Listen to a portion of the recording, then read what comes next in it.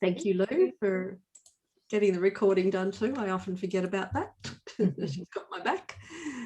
So welcome, and thanks for joining us today. And Debbie and Sharon, thanks for jumping in and being part of the host. And I know we've got a lot of conversation that we can be talking about how to grow your client base. Really important topic. Good time to do it in June. We're a bit quieter, bass off. Got some time to think about what clients we want, and we'll talk about some ideal clients and some practical steps as well about how to build your client base, how to get them, how to find them, how to recognize them as well. So for those that are on the call, a lot of us are jumping on, so that's awesome. Please show your camera. We're quite happy to see your happy faces, and love also for you to join in the conversation. Sharon would love to probe you and find out what's going on in your world, so that we can talk specifically to what your pain points are. What are you wanting to know? Let's answer some of your questions. So let's get started.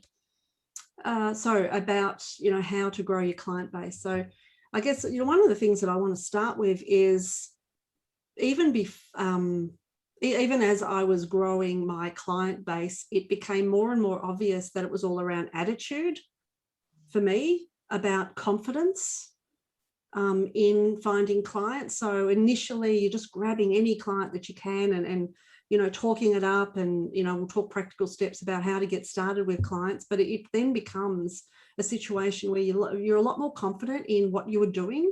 You're having more conversations with clients, so it rolls off the tongue a little bit more.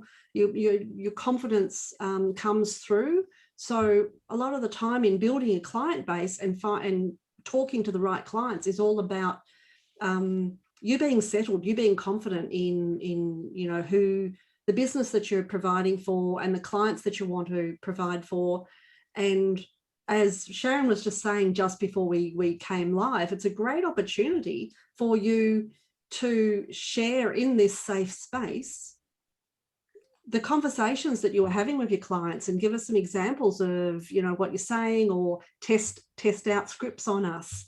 And we could, I'm sure Sharon will have some ideas, or share some scripting ideas with you about how to talk to that. But this is a safe place for you to reach out. It's only going inside the bookkeeping industry. It is sharing the same knowledge with all other bookkeepers. So please use this as a forum for you to ask questions, why things aren't working for you specifically, what you should be doing, those type of things. And let's share our knowledge. So Deb, do you want to, perhaps start the conversation around how you started to grow your client base? Yeah, I think I am the same as most other bookkeepers who we hate marketing, really, and we don't like turning on our cameras or speaking in public, which is this kind of a private public space. So we feel very uncomfortable about that. And that's what Katrina was saying. This is a great way for you to stretch out of your comfort zone. If you feel a little bit, I don't want to show my camera, or I don't want to really ask a question because I'm a bit nervous about it. Bookkeepers, look, you're in a very, as Katrina said, a very safe environment here. Use it as an opportunity to stretch out of your comfort zone. And I can promise you nothing bad will happen. And in fact, I think pretty much I can guarantee that you'll learn something about yourself that you never thought was possible by the end of this session. So we do encourage you to do that. So my main marketing strategy when I was starting out was do a good job and referrals will come. Who uses that as a marketing strategy? You can put a chat in the chat box or raise your hand. Anyone use that marketing strategy? Do a good job and referrals will come. It's our main number one marketing strategies to grow your client base. And it's actually very effective. You do a good job, and other clients, when someone comes to one of your clients and says, oh, my bookkeeper just left, or I sacked her, or something like that, you know a good bookkeeper. Well, obviously they're going to refer you unless they're nervous that you'll fill up. And then they might have second thoughts about referring you. But let's just say they're happy to refer, as you are happy to refer businesses to them when you hear that someone needs a plumber or an electrician or whatever else service that they offer. So it is a really effective marketing strategy. And the problem that I had when using that strategy was that I didn't choose my clients. I just took everyone that had what they, the phrase we use is a pulse and a checkbook. Basically, anyone that rang me up or knocked on my door or whatever it was, and they said, I need a bookkeeper. How much are you? And I said, oh yeah, okay, I can do that. And I took everyone on, and they were definitely, many of them, I learned many things about who is an ideal client and who is not an ideal client. So by the end of the 12 months, the first 12 months that I started in business, yes, I'd filled my books to the point that I wanted. I still was working around my family, but I didn't have an ideal client base because I didn't consciously go out to choose ideal clients. I didn't even know what an ideal client was. I just thought, well, they need bookkeeping. So that's what I do. I do bookkeeping. But as we all know, we do a lot more than just bookkeeping. And it's about empowering clients around their finances. This is the thing that fires us up when we do it. We all love when a bank reconciliation reconciles, and we love that, but we don't live for it. What we live for is the feeling that it gives the client, knowing that everything is accurate and reliable, and you can produce reports out of that, and you can do cash flow analysis. It's really that's where the fun is. That's where the empowerment happens. But we've got to get that work done. So it's really, but not everyone is actually looking for the kind of service that you are offering. And this is where we encourage you. I think everyone starting out is the same. We just go, yes, yes, yes, I need the money. I need the money. I need that client. I've got to fill my books. I've got to fill my hours. And then you look up and go, oh my goodness, half my clients I could, rather I didn't have. And then you start thinking about what is an ideal client. My encouragement would be for everyone from day one to have already decided what your ideal client is. But I understand that the practical parts of that, of needing money and paying your bills, sometimes overpower that. But at some point, everyone needs to grow a client base with clients that they love. And I know, Katrina, you're big about identifying your clients and what's an ideal client for you. And Sharon, you'll have lots of ideas about that as well. Yeah, and that was actually one of your blogs just recently as well, around the client analysis and working out who your ideal client is. So it's an exercise that we actually talked about on a webinar that Sharon and I did a couple of days ago as well, the rating your ideal client. Something that I do in my mentoring is finding out all the attributes about your current clients. So if you look at inside of your current client base now and do this exercise, and we can send out the document to you if you like, if you want to post your email address into either Facebook land or onto the Zoom. I can post out the document. So it is identifying the different attributes about your all your clients at the moment, and then scoring them based on out of 1 to 10 out of all those attributes, and putting an A through to D. So A being awesome, D being a dead client.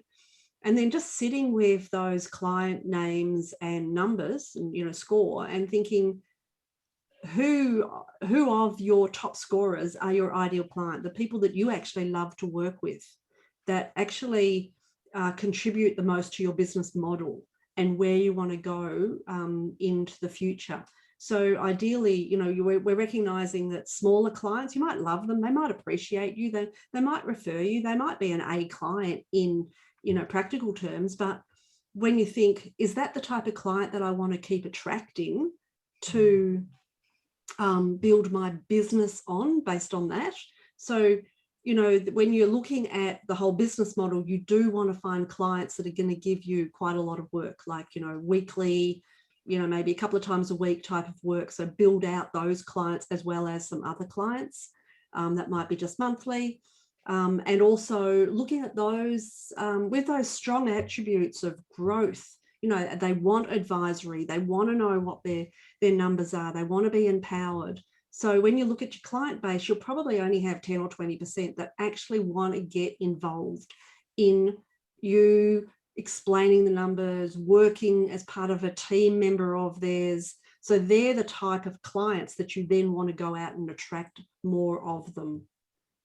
And that's when you drill down into who do they look like? You know, what industry are they? What size of business are they? Where do they hang around? You know, what services do you need to provide? And then start to message everything, all your messages in marketing and in networking is around those clients. So you start to drill down into that client and talk their language and start networking with them. Sharon, you also go through this exercise too, don't you, in your ideal client? So have you got some further advice on how to find it, when to find their ideal client? Yeah, I reckon we all know what we need to do. I reckon when it comes to marketing and sales, we all kind of know what we need to do, but it's actually stepping into doing it is the key. So I don't know, I reckon my strategy was to kind of trick myself. And I reckon it's a really good strategy to set up a little way to kind of trick yourself into activity. So to give an example, like I was 8 years ago, I ran a marathon and I did it in 4 hours and 23 minutes. And like in the marathon world, to get sub 4, to get under 4 hours is kind of the thing that everyone wants to get. So I was kind of bummed that I was trying to get under 4, but it didn't work out. I blew out at about 32K and I just didn't get that 4 hours. So I got myself a coach and I said, look, I want to get sub 4 hours. And he said, righto, and he wrote me a program. And I don't know how many times I got up at 3:30 on a Saturday, because you usually do your long runs on a Saturday morning.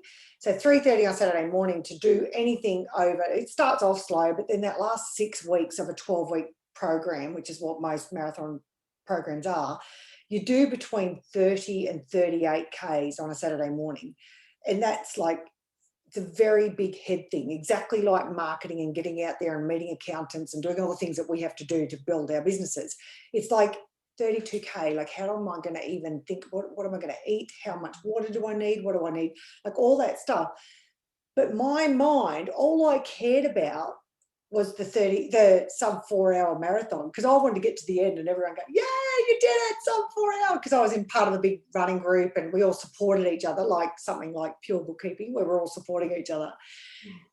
And I just wanted it so bad that the 32, 38K Saturday morning runs, while they hurt, all I thought about was the sub 4 hour marathon. And it kind of, I don't know, it's just, to think about doing it now, for me to get up on a Saturday morning at 3:30 to run a 38K run, I just never do it. I just wouldn't do it because I haven't got that goal at the moment. So the trick, I think, that is really important. G'day, Jody, how you going? I had a chat with Jody yesterday. The trick I think that we need to do is, and I know we always come back to this, but we've got to figure out what's this all about. And whatever's going to be your temptation. My temptation was a sub 4 hour marathon. So you've got to find out what rocks your boat. So what might inspire you might be like, if you think, okay, in the next 12 months, I want to make an extra 50 grand. And if I have an extra 50 grand, that's going to buy me, for me, what inspires me now is not sub 4 hour marathons. It's like a week at a day spa, or going away with a friend for 3 nights and drinking some nice wine at a winery or something, just something that you'd never do, but might get you out and meet with accountants and do things that you probably wouldn't normally do from a marketing perspective. So use whatever it is as a magnet rather than flog your ass to get out there. What is it that's fun? If I get this done, what do I get at the end of it? So that's kind of my thinking with that. And I've always sort of said, you know, it's a numbers game. Whatever you do, like, you know, the strategies that we talk about are like accountants meetings, networking, being active on LinkedIn, asking for referrals, building strategic alliances. All those things are really important to continually do. But I think more importantly is who you're being when you're doing them. And there's a beautiful little thing that I teach in my program, which a couple of my clients are on here, that I teach this: be times do equals have. So be is who you're being when you're sitting in front of potential clients, when you're doing your sales meeting, who you're being when you're being in front of your accountants or at networking functions. Like what sort of scripting have you worked out before you've gone to your networking functions? Are you being confident, like what Deb was saying before, you know, walking in a room like you own it? So people are attracted to confident people, and all you got to do, again, it's a trick. You just put your shoulders back, put a smile on your face. The amount of times I've gone into a room in my heart, it's like, can everyone see my heart? It feels like it's pounding. And my strategy is to talk a lot when I'm nervous. Some people might be to not talk, but we're all nervous. You've got to remember, everyone in that networking function is just as nervous as you. And people always say to me, oh, but Sharon, you're so confident. I'm just as nervous as you. I'm just better at covering it up because I feel like everyone can see my heart pound. So I think being confident is a really important thing, being determined, being gritty, and being outcome focused. So who you're being when you're doing this stuff times what you're doing, which is your networking and your accountants meetings and all of that, will give you what you want. It's what you want to have. And the trick is, I think, is to really find out what it is you want, rather than just, I love doing bookkeeping and I love doing numbers. What is it all for? And the biggest leverage I had was my darn kids, and they still are. It's like, I just want to I want to show them that if mum can do it, anyone can do it. And I kind of use that as my trick still. Like I want them to be proud of me. And I use that as my drive. So whatever it is that you can find to trick yourself into doing the things that you're going to do. And what happens by default, if you're getting out there doing network functions and you're getting out there meeting accountants, you'll find your confidence slowly grows. And then somebody will say, hey, I know one of our group is doing presentations at XeroCon and things like that, standing up in front of people. That might be something that you aspire to at some point. And then you can just slowly build that confidence to get it. And you can test that with your marketing and getting out there and talking to people. That's my little trick that I do with myself. And I often say, because having mentored lots of bookkeepers over the years and about this specifically, they often say, you know, I lack confidence. When I get confident, then I will feel more comfortable, or then I will go out and do the thing. So whether it's go out to a networking meeting or go and meet with an accountant, I just need a bit more confidence. Once I get a bit more confidence, then I will go out and do this. But it's actually the opposite. It's, as you said, Sharon, I always say that confidence comes by taking action. It's another way of saying what you just mentioned, that it only comes with taking action. So I say, I get that and I understand it. I understand it. I don't know if you know, but I understand it better than you know, because I was that person. I was that person that lacked confidence, that whenever I met with an accountant, it was like, I could, that talk about the heart pounding, I could barely breathe. And I was meet with the accountant and thinking this is going to be a good marketing strategy. And I completely kind of mucked it up. Not that it didn't look like I'd mucked it up. I just went across as like you, Sharon. I just but I didn't say what I needed to say. I wasn't effective in that meeting, so that he came away having met me, or she having met me, but no real plan for, okay, so are you going to give referrals to me? I didn't ask for that in the end, because that's another scary thing. So that's when, obviously, in pure bookkeeping, that's where the accountant's presentation came in. Because, again, I did what Sharon did, and I tricked myself because I didn't want to do any of the marketing. I created the marketing systems so that I had to be prepared. And I think I'm like most other bookkeepers. where you like to, right, I'm doing this and then I'm doing that, and here's, I've planned my week and all of these sorts of things. So another trick that I would do is I would put 2 hours in my calendar every week to do marketing, and I'd color it red because just to make it stand out. So little things like that. But really, the being prepared is really important, but acknowledging that everyone starting out lacks confidence. I'm saying everyone, the majority of people starting out lacks confidence and feels feels terrified. So, but what I can promise you, as I said earlier, that in any marketing that you do, even if you feel like you fluffed it and you didn't, that meeting didn't go well, nothing bad will actually happen. And everything that you do gets you that bit closer, as Sharon said, to where you want to be. And the other thing that I think that I started to focus on was the activity rather than the results. So that's when in the KPI report, because it was important, marketing, meeting with accountants was an important marketing strategy. Going to networking meetings was an important marketing and effective marketing strategy, telling everyone you know, asking clients for referrals. Those 4 things were on my KPI report. And I made an agreement with Peter Cook, my business coach, that I was going to meet with 3 accountants this month. I'm going to go to 2 networking or 4 networking, if I was going once a week, 4 networking meetings. And I'm going to do ask 3 clients specifically for referrals. And I'm going to tell another 3 people that I know that I'm open for business. So I made a promise that that was what I was going to do. And it was put on a KPI report so that I was accountable for that. And that was another little trick.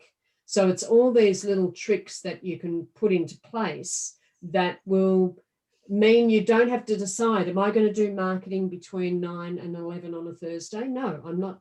That's not a decision point. That decision was made 3 months ago. I'm now doing that every week because it's on my calendar. That's what I do. And if a client rings up and says, can you meet me at 9 a.m. on a Thursday? I'd say, I can't actually do it right at that time because I have another appointment or another meeting, but I can do it at 11:30. Will that time be okay with you? So you change your conversation about how you deal with clients that say, I need you now. And then you think, oh, it's only marketing. I'll just move that over to, or I'll delete it from this week and I will definitely do it next week. So you guard that time and you shape your conversation. So I can't meet right then, but I will be able to meet you at 11:30, or I can call you at 9 and then meet then. So it just changes lots of things if you set up some strategies to make sure things happen. Yeah, that's awesome. That's really great information and comments from both Sharon and Deb. But I'd love to actually open it up to the floor to get some feedback. Like, we've gone heavy quite early. Like Sharon's mentoring conversation is quite heavy because it's mentoring. I mean, mentoring is decided to go deep out of your comfort zone, press the buttons of the pain points, and make the bleeding obvious, because it is obvious. It's not rocket science to do, to be who you are, to do what you do, to have, but it's hard to absorb and to turn it into, actually actions to do it yourself. So I'd love to hear from those that are on the call today, what you thought about that idea of being who you are, creating the actions, what's blocking you, what's stopping you. Jodie, you are off mute. Did you want to talk? Oh, sure. Yes. That confidence thing is so important. And that's the exact tool that I've used. I wing most things, and I have a really high sales conversion rate because I'm confident, because I keep putting myself into situations that are very uncomfortable. I do it all the time, but it very, very quickly enables me to master that and just build on my confidence. So at this point in my life, like compared to 20 years ago, I have so much confidence, it's not funny. And I am not the most skilled bookkeeper on the market. I know that, but I can sell, I've got the confidence, and I know that I will always find the answer. So that's, that's how I've built that. It's like building a muscle. So that's how I've built my confidence muscle, just by constantly, and it's uncomfortable, but it very quickly becomes comfortable. Like 2 years ago, I was terrified to go on video, absolutely mortified, but the more I did it, now I'm just so comfortable in front of the camera. I do a Facebook Live now, and then I just watch myself back on it, and everyone goes, oh, but it's scary, but you've got to do it. The only way to learn how to ride a bike is to get on and ride that bike. It's the only way to do it. So yes, it's uncomfortable, but you've got to, and building muscles in the gym say hurts, but you've got to do it. How bad do you want it? How bad do you want your business? How bad do you want your goals? Just do it, and then it will become comfortable. So that's how I have built my confidence muscle. Yeah, thank you for that. Thanks for sharing. How many years did it take you to realize that or build up to that, do you think? Look, I guess it's a never-ending journey, but I would just say in the last 2 years, putting myself into just really uncomfortable situations. I had been doing some group coaching as well, and of course the first time I was terrified, but I guess the only way is just to dive into the deep end. And just do it, and I guess the scarier it is, the more skills you'll learn and the more confidence you'll get. So I guess just feel the fear and do it anyway is my motto. Yeah. And if you were to do it earlier, you would have had it earlier. Yeah. Yeah, you would have. Is that something that you would have appreciated doing it earlier? Yeah, definitely. And back in my 20s, I was so unsure of myself and so not confident. And, I guess it comes with life experience as well. I guess not just the work experience. So for me, it's my life experience as well as my work experience. But definitely the sooner you can do things, the sooner you will get all that confidence. Don't wait, just go and do it, and just go and wing it, So get out of your comfort zone. Absolutely. Sooner than later, learn from those experiences and build that muscle. So it's not waiting till you are later in your bookkeeping business or later in life. It's just go out and do it. Yeah. Do it now, just do it. It's the only way. And we're all scared, every single person. And we all think everyone's judging us. No, they're not. Everyone's thinking about themselves and how they come across. That's what we don't think, you just got to get out. And actually, most people will actually be so good with you because of like, oh, look, she's out there having a go. She's not perfect, but she's out there having a go. And so many people are actually quite supportive of that. Yeah, exactly. So just do it. If you don't do it, you're never going to get there. Like Debbie said, you don't wait to get confident. Only way you're going to build confidence is to get out there and do it. It's the only way. And Jody, I've got another question for the benefit of people that are starting out and what have you. Did anything bad happen? Whenever you stepped out of your comfort zone, did anything bad happen? Yeah, of course it did. I mean, all the time. Bad stuff happens to me so much. I don't get embarrassed anymore because I just expect bad shit to happen all the time. I was on a webinar last year with 500 people on it. And that would have terrified me before, but I built up to that. And all of a sudden, I just had this urge it's like a tick. I had this urge to cough.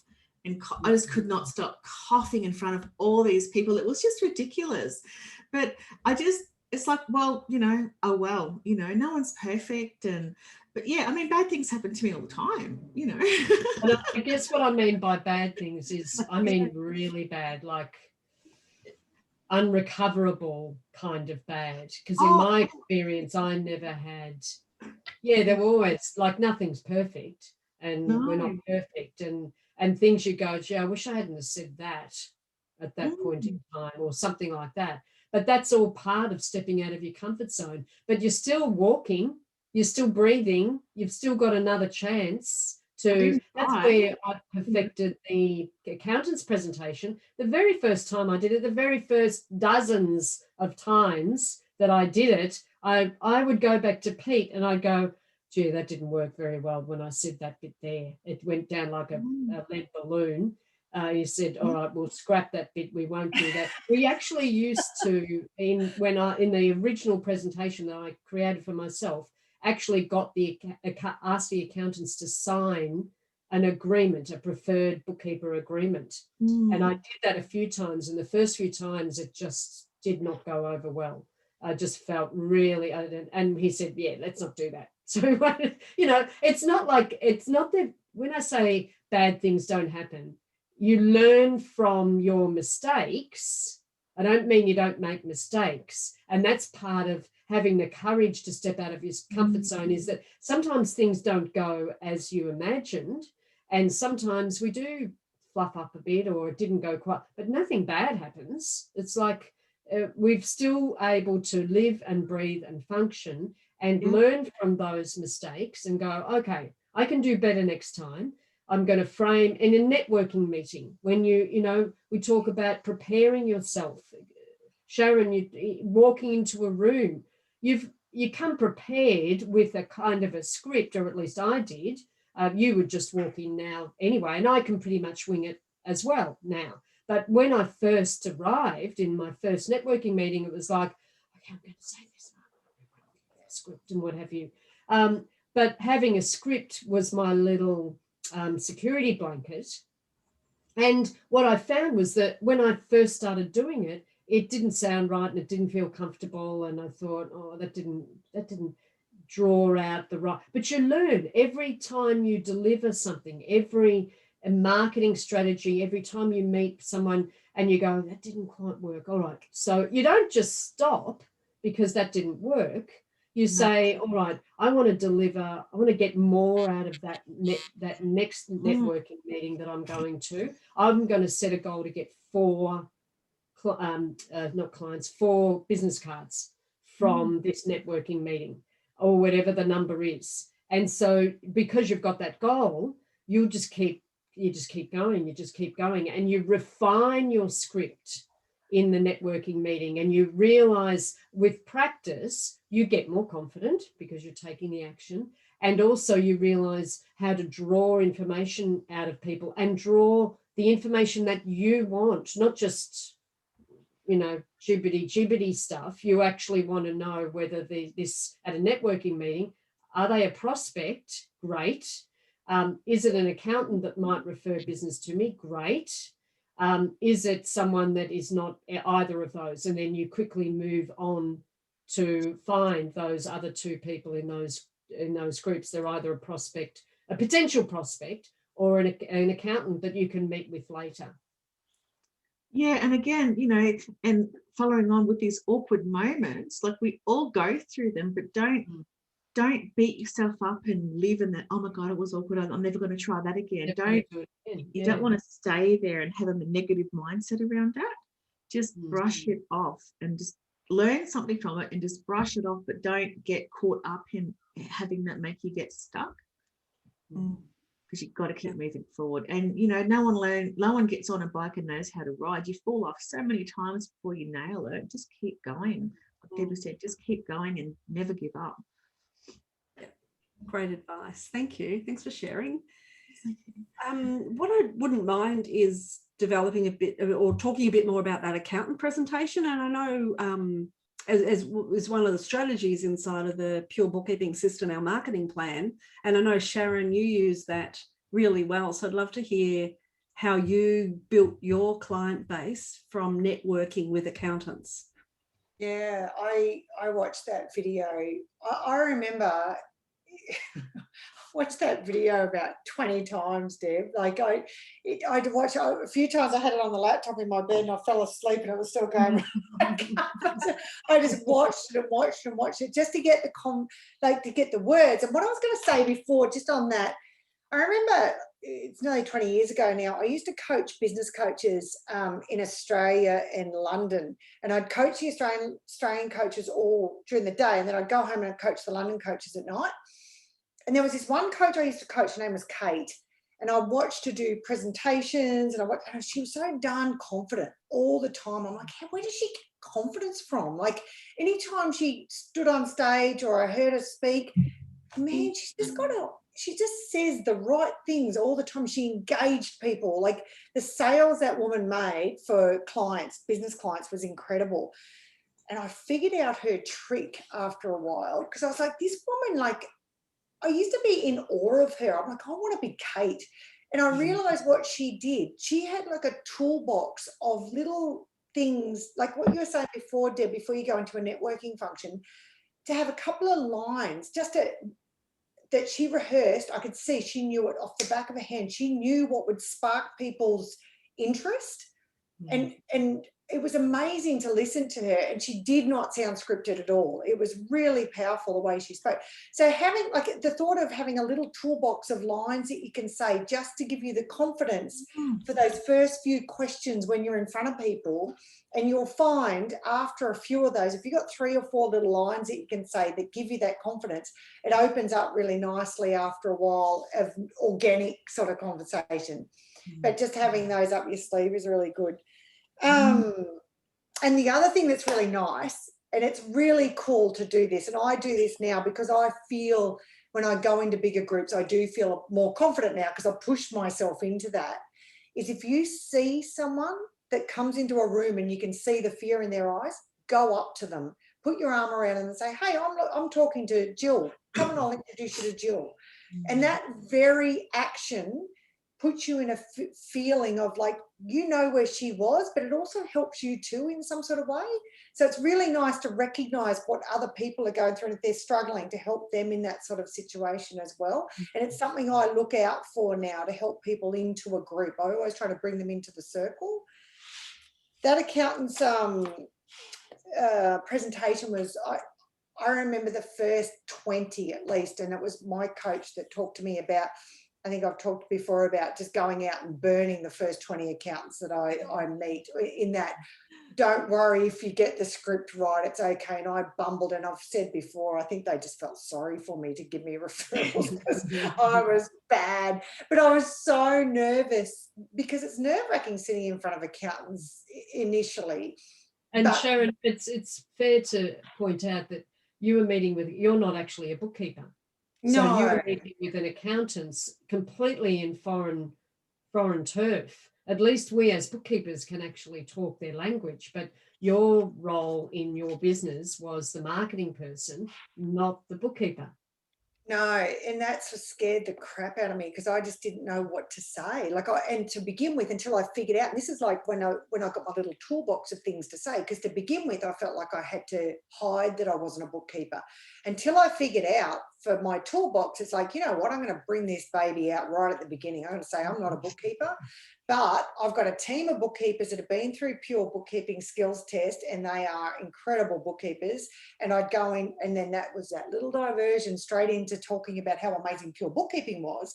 And obviously I refined my little spiel over time, but I found after a while, because my goal was to meet 5 accountants a week, and I don't advocate cold calling, but I cold called to get those meetings. I cold called over sometimes 60, 70 accountants a week to get those 5, because I was so driven to meet 5 a week.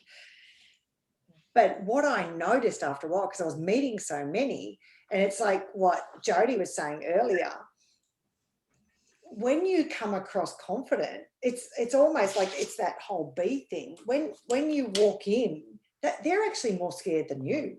I found after, Jody, did you find that too? Actually, no. And I don't want bookkeepers to think and be scared. They're just accountants. They're just people. We actually can solve their problems. So don't ever feel scared about accountants. They, like Sharon said, they're probably just as scared as us. So, you know, they're not, you know, we in many cases are way more skilled than them in our, you know, skill set. So a really good point. We are not inferior to no, God, we are so tech savvy, we are so proactive, we are so client focused. We have it all over the accountants. I used to have this years ago too, but now I'm very proud to be a bookkeeper. because we just rock. So don't ever feel intimidated by accountants. They need us. Yeah, they really do. And it's just a matter of getting out there and getting in front of them. Yeah. And you'll find that, you'll build your own confidence, and you'll realize that, you can meet them, on the same level when you're having your conversations. And that's really that B. It's really walking in like you own your space, you belong there.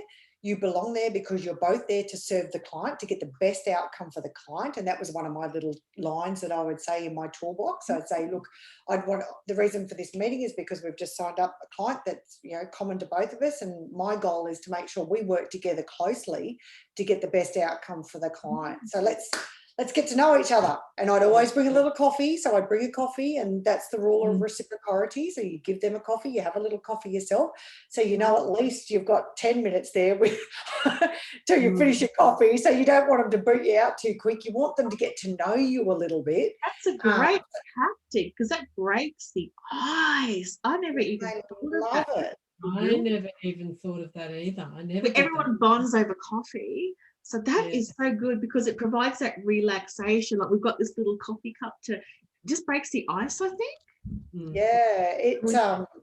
Yeah, I used to take it all the time. And also, if you're not sure, if they've got an EA, you can ring the secretary at EA just to ask what sort of coffee they take before. So then it's kind of then personalises it even more. If they're just an independent accountant, you just take I used to just buy a cappuccino to take. But yeah, it's a good strategy, I think. And they always like it. They don't expect it. There's no other bookkeepers out there bringing accountants coffees. I can tell you that, because I was told that so many times. Amazing. Oh my God, I love it. Nice. Can I steal that idea? Everyone can steal it. It's theirs to take. All these accountants are going to expect a coffee every time they book in. Yes, that's the precedent. Was that the end of your story, Sharon? I think that's it. That's the end of the bucket. It'll come back. Something else will come back, I'm sure. I was going to ask Diane. I'm going to put you on the spot. I could see that I believe you've been taking notes and what have you, Diane Green. Do you want to come off mute and just have a chat with us about any insights from today's information so far? Have you got questions? Can you relate to what we've been saying? Thanks. I can so relate to everything that everyone's saying. I think I was told years ago that I think it was 95% of people's biggest fear is getting up in front of a group of people or speaking to even one-on-one, but presenting in a sense. And it's still with me today. Like it's that nervous thing, even though you're confident in what you do and your own abilities, it's still getting the confidence to, I suppose, put that out to others and sell yourself, really. So yeah, totally relate. But have these strategies, have you tried anything that we've currently suggested, or have these been helpful? Are you going to try them? I'll definitely try them. I haven't had any yet. My biggest issue is I start to get tongue-tied. I'm like Sharon, I love to talk, but I find that I tend to go off track, and it's that idea of having that toolbox is awesome, because it's getting back to why you're really there. Like I can talk forever. Good. But the problem is I get off track and then I start to bumble my words, and have a look if you haven't done it already. There's lots of scripts in the Pure Bookkeeping system for networking meetings, and a 60-second infomercial if you're doing BNI as well. So there's lots of scripts right throughout the marketing and sales manuals. So but then you've got to make them your own. And you actually, another tip for everyone, whether you're using the Pure Bookkeeping system or writing your own scripts, I do encourage you to write a script and practice it. And you need to practice it out loud. So there's different levels that will strengthen that confidence muscle. So the first thing is writing a script, and you just say it in your mind, and then you go, yes, I like the sound of that. And then you read the script out loud to yourself, and then you might tweak it again. So that's another level, hearing your voice and the words that you're saying. You go, oh no, that didn't quite sound like me. I'm going to change that a little bit. Then the next level of strengthening your muscles, you know, you add another weight on the end of the thing to, as you're building confidence and strengthening that confidence muscle, is to say it in front of someone. So say it in front of a family member, a friend, and I don't mean just once. I mean actually do role playing, where you're at a networking event and you're walking in the room and you're looking around, and so really try to get yourself in your head that you're actually walking into a networking meeting and you've never met this person before. And what are you going to say to them that's going to identify them? What questions are you going to ask that's going to identify them as either a potential prospect, an accountant who you might do business with later, or whether they are not either of those, and you need to move on from those quickly. And so you need to have the questions that you're going to ask them that's going to draw that information out, and your 60-second infomercial, that little script that you're going to write, that toolbox that you're going to have. But you say it out aloud. So you practice it, you do role playing with someone else. And then if you can do that as many times as you possibly can. The more you do it, the more confident you'll be that you can actually deliver this without forgetting it. And then you might do it in front of 2 or 3 people, 2 or 3 friends. Say, listen, I've got friends over for a drink on a Friday night. Before we open the bottle, I just want to practice this little thing that I'm doing. Yeah, they're all your friends. They're people that you know. You're telling them that you're open for business. You're just going to practice. Can we do 10 minutes of this role play? I've got to practice my script because I've got a networking meeting next week. So every time you raise that bar a little bit, it's adding weight onto your confidence, the confidence bar. And every time you add weight onto that confidence bar and lift that, you will strengthen that muscle. So it's really, that was a tool that I used. For bookkeepers, keep in mind, I know there are bookkeepers that are extroverts, but most bookkeepers are introverts. So not only are we not used to marketing, we actually don't like it because it means we've got to put ourselves out there. You know, we'd really rather be in the back room just getting the work done and, you know, coming in and out, no one really noticing us. But to actually go to a networking meeting or meeting with an accountant, you're actually being noticed. And what is it that you're going to say? And is it worth listening to? And why would they be interested in hearing it? And all these little brain farts, I call them, that go on in your head that try to undermine the confidence muscle that you are building. You just push them aside, but practice your script so that you know what you're going to say in front of an accountant. You know what you're going to say. You've got your toolbox. And you just put, and the more you do it, the more you practice it, the more confidence you will get. Do you ever wonder if you could monetize confidence? So like what would it mean to your bank account if you were 3 times more confident than what you are now? So picking up the phone, going out to accountants, walking out to people in networking functions wasn't even an issue for you. How much money would that actually equate to in your bank account? I wonder what, like, to think of it like that is an interest, and it's all it is actually building on that. I'm subscribed to this woman called Vanessa Van Edwards, and she's got a company called The Science of People, and she's got basically all just little tips on how to build confidence. It's really cool little thing.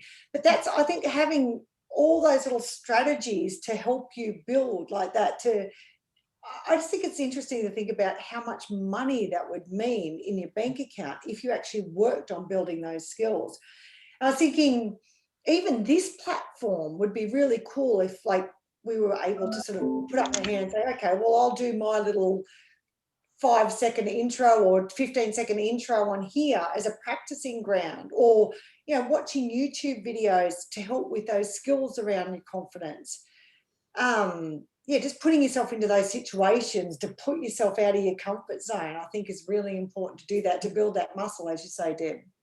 Exponential, like Sharon, it's exponential. Like the more, basically if you can sell and have that confidence, that's kind of your ticket to, to money, because it is, I believe it's hard to quantify it exactly, but it's definitely exponential. Yeah.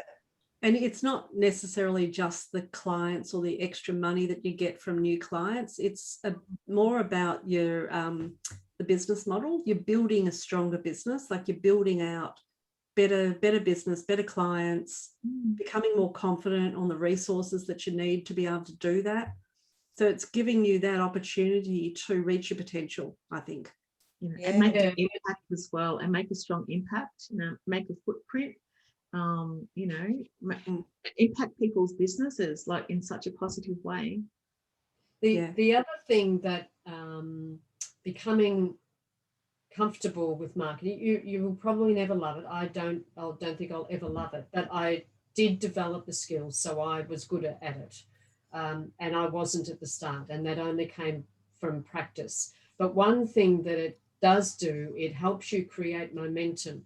And we start off right at the start of this hour talking about choosing your ideal client. Now, the problem, if you don't create momentum around your marketing, if you have one marketing strategy that I referred to at the start, which is do a good job and referrals will come, they won't come consistently.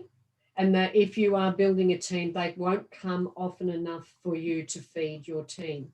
So you need to, if you have a goal to grow a business and have staff, this is actually not a do it if you feel like it. This is actually do it when you don't feel like it, because you have to become comfortable with these marketing skills. The thing that what the outcome of that will be, instead of having one marketing strategy where you take on, you get a new client and 3 months later you get another new client, so you take that client and you don't choose your ideal client. That's what happens when you've only got one marketing strategy. When you've got lots of marketing activity going on and you're networking and you're talking to clients and you're getting testimonials and you're updating your website and you're on your Facebook page and you've got LinkedIn going on, there's a lot of, there's not one place that referrals are going to come. This is lots of places that referrals will come. And when you have lots of referrals or potential for lots of referrals to come, it takes the pressure off you to take every client. You then don't need to say yes to every client. You can go, well, hang on a minute. I've got to see if you fit my criteria of what is an ideal client. And you can easily say no to clients because you know there's going to be another referral coming from one of your other marketing strategies. That's such a good point. Exactly. I pick and choose who I want to work with. I'm kind of like, do I want to work with you? I have to really want to work with someone because they're going to become a client. I didn't start this business to work with a whole bunch of people I can't stand. No way. I did that the first time around in my 20s and I'll not do it again. But by having that confidence as well will attract the right people. But no, nothing worse. And if you don't want to work with someone, don't do it. It's just not worth your peace of mind. And yeah. Helen, you're unmuted there. I love what Helen. Quiet because I love to talk. I love Jody that I never like 5 minutes. I'm going to make it really quick. Hang on, Helen. I've got a specific. I'm going to say the opposite of what everything's been said. I'm probably overconfident because in my head I don't go in to see accountants with that. I need the sale, I need the referrals. They do come, I think, from what Debbie said, because the output of what we give our clients is good, so the referrals come to us. When I do meet a new accountant, it's because I just like to meet them more so because we are already working through their clients, however reason. But I have it in my head, they need me. These accountants need me. I don't need them. I'm already at capacity. What they give me is a bonus, but they need me, and I think that helps that confidence. Plus, I love meeting strangers. So I don't have an issue with that, but not good in a room full of people. So Helen, I was going to ask you, I know I love what you say about when you're choosing your ideal client, that when you think about, do I want to spend 2 hours with you or 2 hours with my children? Do you want to talk about that? yeah, I had something else about the accountant thing to say. Oh, sorry. Just say something about the accountant thing. So I do the script thing. I have it all in my head and everything. And again, it's always in the back of my head. They still need me? So I'm confident. But when I walk in the accountant's office and it's in disarray or something like that, or something, their whole attire, their everything, gives me a funny feeling. That's what throws me off. The script goes out the window and I don't even want to be there. So that's something I need to overcome, and just, you know, because when you see files everywhere. But yeah, what Debbie was saying, I always bring it back to my ideal client has to be worth leaving my kids, you know, when they were younger, leaving my kids, leaving my house. Even now, I probably can't use that excuse, but if I'm going to go out and take on this client, they need to be worth me not having that time to work, you know, on my business, because that's what I enjoy more now, you know. So every time someone pulls me away from that, that's when I have to rethink, is this client worth it? So, but we're lucky we have great clients because we do the clean out often. So, and, you know, and if referrals come, I'm always thankful. And I say to accountants, you know, I express my thanks, but I do say to them that we may not be able to, you know, we can't guarantee that we would take on all their referrals. We need to ensure that they're a good fit for our business model. And that just gets you more praise because you are picky. So, yeah, that's all. Awesome. That's when we're allowed back into exposing things, I build up my confidence by talking to the, what do you call them, the booth holders. And if I could talk to one of those and go away without them selling me something, it was really good confidence stuff, because I needed to get the practice talking to people, and they really needed to sell me something. But going to all of those and talking to somebody, it just gets you out of your comfort zone, but into building a comfort zone. What a great strategy. I love that. That's awesome. I went to everything that was free to start with, just to build it up. Yeah, it's just talking, isn't it? Having that confidence, the conversation, and hearing your own structure of sentences, you know, right at the start to build your confidence. It's like how you respond to people, and especially in the business world, not just, you know, in friends and stuff, you're talking differently. So it's just building that muscle around how to have business conversations and professional conversations with people. So it's practicing on other professional businesses. So it's, yeah, great example. Thanks.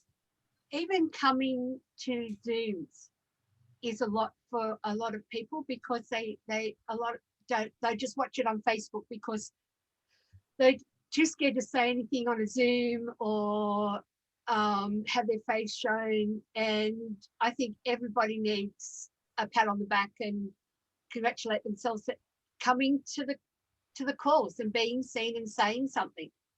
Yeah, that's true. Yeah, very true.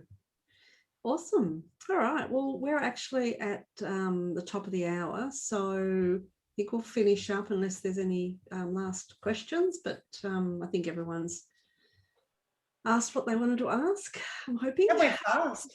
Yeah, it did. Yeah, it was a great conversation.